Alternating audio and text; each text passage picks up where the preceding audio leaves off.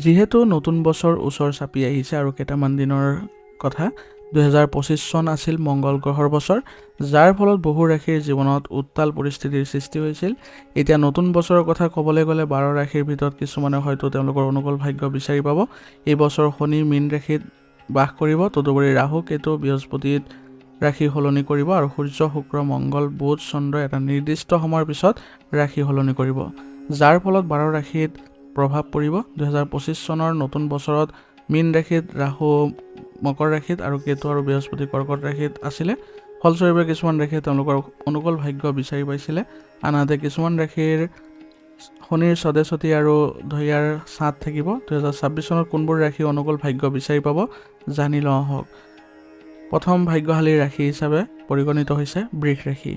বৃষ ৰাশি 2026 অনুসৰি এই বছৰ কৰ্মসংস্থাপন থকাসকলৰ বাবে বহুলা অংশে অনুকূল হ'ব।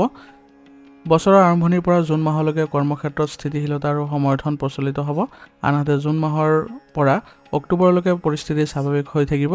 অৱশ্যে ৰাহুৰ প্ৰভাৱে কিছু মতানৈক্য বা বিভ্ৰান্তিৰ সৃষ্টি কৰিব পাৰে, গতিকে নিজৰ কামত মনোনিৱেশ কৰি থকাটো গুৰুত্বপূৰ্ণ হ'ব। বছৰৰ শেষলৈকে কঠোৰ পৰিশ্ৰম আৰু সততাই ভাল ফলাফল আৰু আপোনাৰ ঊৰ্ধ্বতন বিষয়াৰ আস্থাৰ সূচনা কৰিব। ব্যৱসায় সন্দৰ্ভত এই বছৰটো মিশ্ৰিত হ'ব, কিন্তু বিচক্ষণতা আৰু সাৱধানতাৰে ভাল লাভৰ সম্ভাৱনা আছে। বৃহস্পতিৰ সমৰ্থনে আপোনাৰ কঠোৰ পৰিশ্ৰমক সফলতালৈ ৰূপান্তৰিত কৰিব পাৰে, আনহাতে ৰাহু আৰু কেতুৰ প্ৰভাৱে বিপদজনক সিদ্ধান্তৰ পৰা আঁতৰি থকাটো উপযুক্ত কৰি তুলিব। অভিজ্ঞ লোকৰ পৰামৰ্শ শুনিলে আপোনাৰ ব্যৱসায়ত অবিৰত অগ্ৰগতি দেখিব। শিক্ষাৰ সন্দৰ্ভত এই বছৰ আপোনালোকৰ বাবে অনুকূল হ'ব। বৃহস্পতিৰ আশীৰ্বাদে আপোনাৰ একাগ্ৰতা আৰু বুজাবুজি বৃদ্ধি কৰিব, যাৰ ফলত ইতিবাচক শৈক্ষিক ফলাফল পোৱা দেখা পাব। এই সময়ত বিশেষকৈ গৱেষণা, আইন আৰু পৰ্যটনৰ সৈতে জড়িত ছাত্ৰ-ছাত্ৰীৰ বাবে উপকাৰী হ'ব। সামগ্ৰিকভাৱে কঠোৰ পৰিশ্ৰম আৰু একাগ্ৰতাই শৈক্ষিক সফলতা লাভ কৰিব। স্বাস্থ্যৰ সন্দৰ্ভত এই বছৰ গড় হিচাপতকৈ ভাল হ'ব। নিয়মীয়া যোগাসন, ব্যায়াম আৰু সুষম ৰুটিন অভ্যাস কৰিলে আপোনাৰ সৰু সৰু সমস্যাৰ পৰা আঁতৰি থকাৰ সক্ষম হ'ব আৰু সুস্বাস্থ্য লাভ কৰিব। এতিয়া দ্বিতীয় ভাগ্যশালী ৰাশি হিচাপে পৰিগণিত হৈছে মিথুন ৰাশি। এই ৰাশিৰ অধীনত জন্ম হোৱা লোকসকলৰ বাবে 2026 চনটো কৰ্মসংস্থাপনৰ ক্ষেত্ৰত যথেষ্ট ভাল হ'ব। প্ৰথম অৱস্থাত বৃহস্পতি কৰ্মভাৱ থাকিব, ইয়াৰ ফলত আপোনাৰ কামত ভাগ্য আহিব। আপুনি সময়মতে কামবোৰ সম্পূৰ্ণ কৰাত সফল হ'ব। আপোনাৰ ঊৰ্ধ্বতন বিষয়াৰ পৰা প্ৰশংসা লাভ কৰিব। মংগল গ্ৰহৰ ফলত কিছু ভ্ৰমণ আদি হোৱাৰ সম্ভাৱনা আছে। অৱশ্যে বছৰৰ শেষৰ ফালে নৱেম্বৰ আৰু ডিচেম্বৰ মাহত সাৱধানতাৰ প্ৰয়োজনীয়তা থাকিব। ব্যৱসায়ৰ সন্দৰ্ভত নতুন বছৰে এই ৰাশিৰ অধীনত জন্ম লোৱাসকলৰ বাবে মিশ্ৰিত ফলাফল কঢ়িয়াই আনিব। শনিৰ গোটেই বছৰটো আপোনাৰ দশম স্থানত থাকিব, যাৰ বাবে আপুনি অধিক কঠোৰ পৰিশ্ৰম কৰিব লাগিব, যাৰ ফলত আপোনাৰ কামৰ গতি ভাল হ'ব। কিন্তু 2 জুনৰ পৰা 31 অক্টোবৰলৈ বৃহস্পতিৰ উচ্চ স্থানে আপোনাৰ সফলতাৰ সম্ভাৱনা বৃদ্ধি কৰিব, যাৰ ফলত এই সময়ছোৱা আপোনাৰ বাবে শুভ হৈ পৰিব। শিক্ষা, বিত্ত পৰিচালনাৰ লগত জড়িতসকলে ভাল লাভ দেখিব, আনহাতে আন ক্ষেত্ৰত অধিক কষ্টৰ প্ৰয়োজন হ'ব। শৈক্ষিক দৃষ্টিকোণৰ পৰা এই বছৰ অনুকূল হ'ব। বৃহস্পতিৰ আশীৰ্বাদৰ বাবে ছাত্ৰ-ছাত্ৰীসকলে ভাল ফলাফল দেখিব যদিও কেতিয়াবা তেওঁলোকে অধিক কষ্ট কৰিব লগা হ'ব পাৰে। গৱেষণা আৰু পেছাদাৰী পাঠ্যক্ৰম গ্ৰহণ কৰা ছাত্ৰ-ছাত্ৰীসকলৰ বাবে এই সময় বিশেষভাৱে উপকাৰী হ'ব। এলাহ পৰিত্যাগ কৰি একাগ্ৰতাৰে পঢ়া-শুনা কৰাসকলে নিশ্চিত ফলাফল পাব। মিথুন ৰাশিৰ 2026 অনুসৰি এই বছৰৰ স্বাস্থ্যৰ বাবে গড় হিচাপতকৈ অলপ ভাল হ'ব, যদিহে আপুনি নিয়মীয়া ৰুটিন আৰু সুষম খাদ্য বজাই ৰাখে আৰু বৃহস্পতি আৰু শনিৰ নেতিবাচক প্ৰভাৱৰ পৰা সতৰ্ক হৈ থাকিবলৈ সক্ষম হ'ব। এতিয়া তৃতীয় ভাগ্যশালী ৰাশি হিচাপে পৰিগণিত হৈছে তুলা ৰাশি। তুলা ৰাশিৰ জাতকৰ 2026 বৰ্ষটো নিয়োজিত লোকৰ বাবে অত্যন্ত অনুকূল হ'ব। ষষ্ঠ স্থানত শনিৰ স্থানৰ বাবে আপুনি অধিক কষ্ট কৰিব লাগিব, কিন্তু ই সফলতা আৰু সন্মানো কঢ়িয়াই আনিব। আপুনি ঊৰ্ধ্বতন বিষয়ৰ পৰা প্ৰশংসা লাভ কৰিব। কৰ্মক্ষেত্ৰত আপোনাৰ ভাৱমূৰ্তি শক্তিশালী কৰিব। বছৰৰ আৰম্ভণিৰ পৰা জুন মাহলৈ বৃহস্পতিৰ সহায়ত সৌভাগ্য বৃদ্ধি আৰু চাকৰিৰ পৰিৱৰ্তনৰ সুযোগ আহিব। জুন মাহৰ পৰা অক্টোবৰৰ ভিতৰত কঠোৰ পৰিশ্ৰম আৰু ধৈৰ্য্যৰ পৰীক্ষা হ'ব, কিন্তু 31 অক্টোবৰৰ পিছত পৰিস্থিতি আপোনাৰ পক্ষত ঘূৰি আহিব। এই বছৰ আৰ্থিকভাৱে যথেষ্ট অনুকূল হ'ব।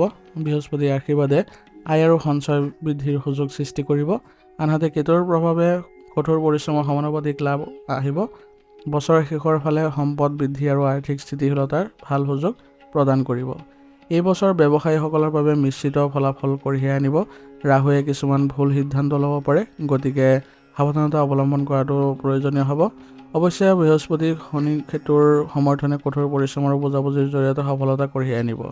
বছৰৰ শেষৰ ফালে পৰিস্থিতি উন্নতি হ'ব আৰু আপোনাৰ প্ৰচেষ্টাই লাভৰ সম্ভাৱনা বৃদ্ধি কৰিব। এইবাৰ শিক্ষাৰ বাবে মিশ্ৰিত হ'ব। ৰাহুৱে বিক্ষিপ্ততা সৃষ্টি কৰিব পাৰে, কিন্তু কঠোৰ পৰিশ্ৰম আৰু একাগ্ৰতা বজাই ৰখা ছাত্ৰ-ছাত্ৰীয়ে প্ৰতিযোগিতামূলক পৰীক্ষা আৰু উচ্চ শিক্ষাত সফলতা লাভ কৰিব। স্বাস্থ্য সন্দৰ্ভত 2026 চনত কোনো বিষদ ৰোগৰ সম্ভাৱনা অতি কম, অৱশ্যে সৰু সৰু সমস্যাৰ সন্মুখীন হ'ব পাৰে। এতিয়া চতুৰ্থ ভাগ্যশালী ৰাশি হিচাপে পৰিগণিত হৈছে মকৰ ৰাশি। 2026 বৰ্ষই আপোনাৰ জন্মগ্ৰহণ কৰা ৰাশিসকলৰ বাবে বহু ক্ষেত্ৰত উপকাৰ কঢ়িয়াই আনিছে। এই বছৰ কৰ্মসংস্থাপনত থকাসকলৰ বাবে অনুকূল হ'ব। তৃতীয় স্থানত শনিয়ে আপোনাৰ কষ্ট আৰু ধৈৰ্যৰ পুৰস্কাৰ দিব। বছৰৰ মাজভাগত 2 জুনৰ পৰা 31 অক্টোবৰলৈকে কৰ্মক্ষেত্ৰত পদোন্নতি বা সন্মান বৃদ্ধিৰ সম্ভাৱনা থাকিব।